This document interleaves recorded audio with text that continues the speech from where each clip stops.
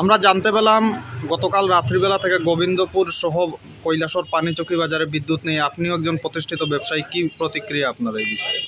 দেখুন, গতকাল রাত প্রায় 12টা সাড়ে 12টার বিদ্যুৎ গেছে। এখন বাজে আমাদের ঘড়িতে 12টা 19 এবং আজকে 11 তারিখ। গতকাল রাত 12 ঘন্টা হয়ে গেছে, বিদ্যুৎ দেখা। স্বাভাবিকভাবেই আমরা যারা শহরে যারা বাসিন্দা আছি, বিস্তীর্ণ অঞ্চল বাজার সহ গোবিন্দপুর সহ বিস্তীর্ণ অঞ্চলে যারা বাসিন্দা যারা আছি, সবাই অত্যন্ত ভুক্তভোগী।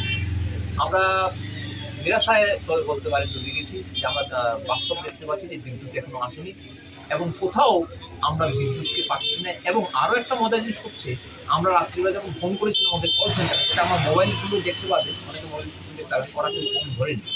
সকালবেলা 9টা-10টা থেকে যোগাযোগ আরম্ভ হয়।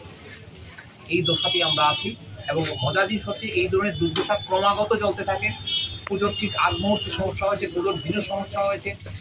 কৈলাসহর বিদ্যুৎ যন্ত্রণায় আমরা প্রতিষ্ঠিত, সেটা আমরা বলতে পারি। বিদ্যুৎ দপ্তর কি বলেছে এখন ফোন করার পরে?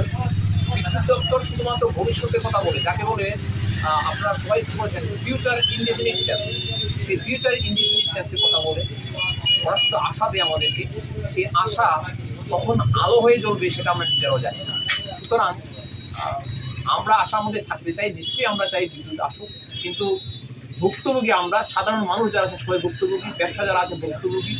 আমরা নিজেরা আমাদের ব্যবসা বাণিজ্য স্তব্ধ হয়ে গেছে।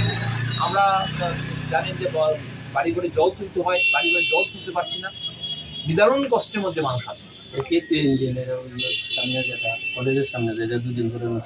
হ্যাঁ, উনি যেটা বলছিলেন আমাদের মার্চেন্ট সেক্রেটারি অসীম পাল, সেটি আপনার সঙ্গে আবার বলছি যে আমাদের এই কলেজের সামনে একটা আন্ডার কেবলের পারফরমেন্স আছে, এখানে একটা সমস্যা আছে, এটা দুদিন পরে পরেই নষ্ট হচ্ছে।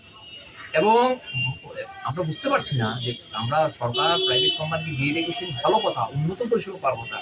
উন্নত বলে কৈলাসহরটা আমাদের ধারণা সবসময় আমাদের ধারণা যেটা অত্যন্ত নিম্নতর পরিষেবা আমরা পাচ্ছি।